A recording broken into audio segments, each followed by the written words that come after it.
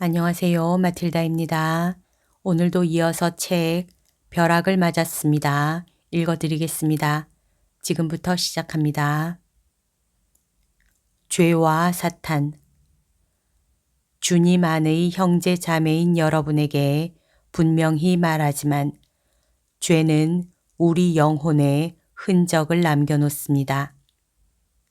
그 흔적은 마치 흉터나 물집처럼 형태없는 구멍처럼 우리 영혼에 낙인을 찍습니다. 그때 가장 끔찍했던 것은 그 참을 수 없는 악취가 바로 제게서 풍겨 나온다는 사실이었습니다.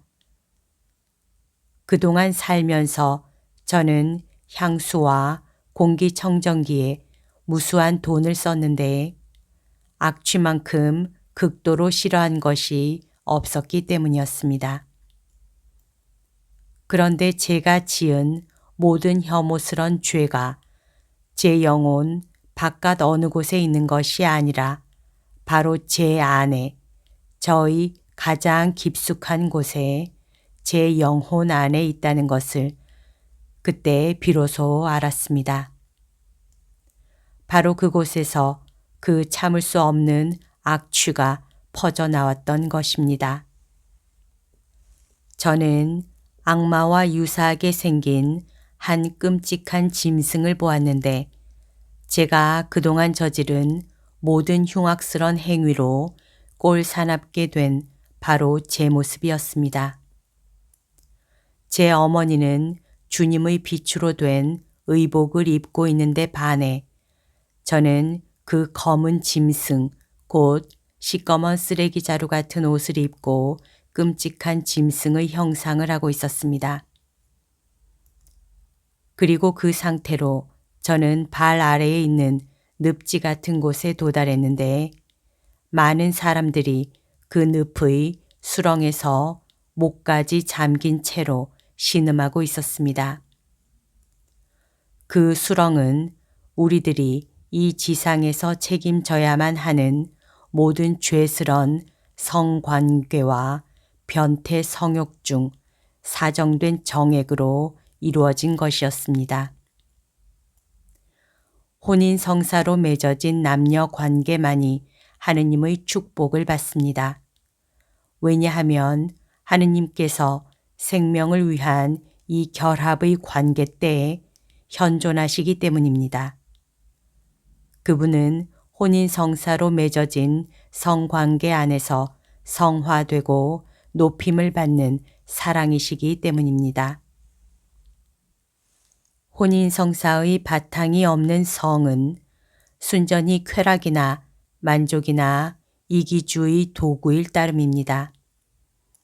바로 그런 이유로 사람들은 이 세상에서 자신의 고삐 없는 열정으로 만들었던 그 수렁에서 고통을 받고 있는 것입니다. 그처럼 정상적인 관계가 아닌 죄스런 혼외 정사에 관여한 사람들은 누구나 거기 상상할 수 없을 정도로 냄새가 진동하는 수렁에 빠져서 말로 형언할 수 없는 고통을 겪게 됩니다. 그 속에서 그들은 자신의 잘못에 대해 극도의 수치심을 맛보고 있는 것입니다. 그리고 갑자기 저는 제 아버지도 그 수렁에 있는 것을 발견했습니다. 아버지가 끔찍한 냄새가 진동하는 오물 구덩이에 목까지 빠져 있는 것을 보는 순간 저는 너무나 고통스러워 큰 소리로 외쳤습니다. 아버지, 여기서 뭐 하는 거예요? 그러자 아버지는 우는 소리로 말했습니다. 내 딸아, 내 딸아, 간통과 정결하지 못한 행동 때문이란다. 여러분 모두 언젠가는 이것을 직접 체험하게 될 것이며 그때 아마도 지금 제가 말하는 것을 상기하게 될 것입니다. 여러분에게 제가 분명히 말할 수 있는 것은 그곳에서 가장 고통스러운 것은 우리 모두를 진정으로 사랑하시며 우리 일생 동안 우리 뒤에 계시고 늘 우리를 다시 찾으시는 하느님을 뵙는 것입니다. 그 사랑의 하느님이 우리가 지은 죄로 인해 얼마나 고통을 겪으시는지 아는 것입니다. 저를 위해 얼마나 많은 사람들이 기도했는지, 저를 올바른 길로 이끌기 위해 얼마나 많은 신부님과 수녀님이 노력했는지 그곳에서 볼 수 있었습니다. 그런데도 그동안 저는 그 모든 사람을 얼마나 멸시했었는지 모릅니다. 저와는 전혀 다른 성스럽기까지 한 그들을 저는 매우 저속하게 표현했었습니다. 수녀님들을 지칭할 때는 천상의 암탉들, 만족할 줄 모르는 늙은 갈보, 주 하느님의 발가락을 빨며 이 땅의 사람들의 문제에 대해서는 문외한인 영원한 갱년기의 위선자 등과 같은 표현을 썼는데 이것들은 그나마 좀 나은 것입니다. 그곳 저편에서는 각자의 생명의 책에 기록된 대로 자신의 생애를 세밀한 부분까지 볼 수 있다는 것을 명심하십시오. 입 밖에 낸 말들 뿐만 아니라 우리가 했던 생각들까지 모조리 드러납니다. 모든 것이 명명백백하게 드러나고 한 사람의 일생 동안 있었던 모든 것이 적나라하게 드러납니다. 사람들은 종종 말한 것과 생각한 것 사이의 큰 차이 때문에 진저리를 칩니다. 그리고 우리가 범한 죄들은 우리 자신에게뿐 아니라 우리 주변에도 큰 영향을 미칩니다. 그것은 마치 썩은 열매처럼 가까이에 있는 싱싱한 열매까지 영향을 미쳐서 썩게 만듭니다. 그리하여 죄는 그 장본인을 넘어 그 주변 전부까지 해를 미치고 모든 것을 상하게 만드는데 이것을 다른 저 세상에서 목격하게 되는 것은 큰 고통이 아닐 수 없습니다. 따라서 제가 범한 죄, 그 죄의 영향을 받는 이는 누구겠습니까? 누가 저와 가장 가까이에 있겠습니까? 바로 제 아이들입니다. 제 죄로 인해 가장 먼저 저희 아이들과 가족들이 해를 입습니다. 제 말에 귀를 기울여 주십시오. 여러분의 귀를 막지 마십시오. 사람이 중죄를 범하면 악마가 마치 채권자인 양 그 즉시 그 사람의 손을 붙잡고 악마의 소유가 되도록 서명하라고 강요합니다. 이때 가장 비극적인 일은 사탄이 그 죄인에게 주는 첫 임무가 이것이라는 점입니다.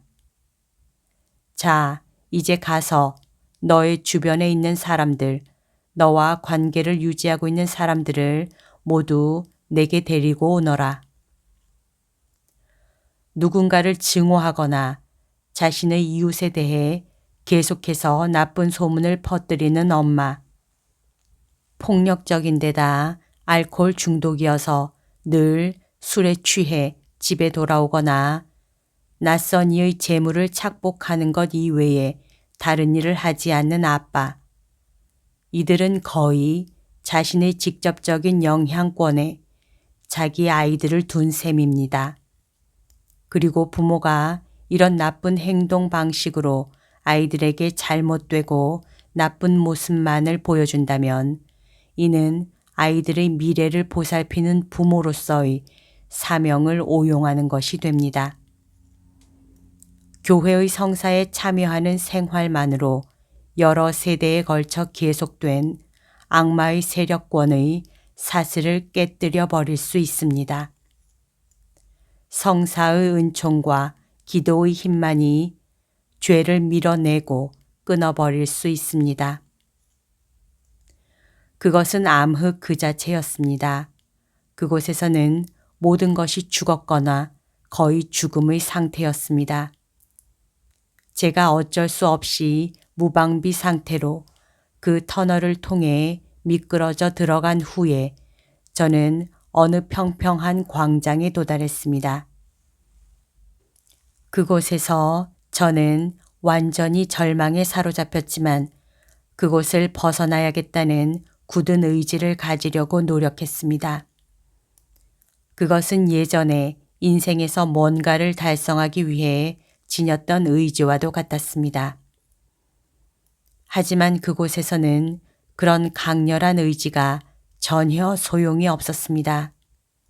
왜냐하면 그때 저는 그곳에 잡혀 있었고 도무지 제 힘으로는 저를 해방시킬 수 없었기 때문입니다.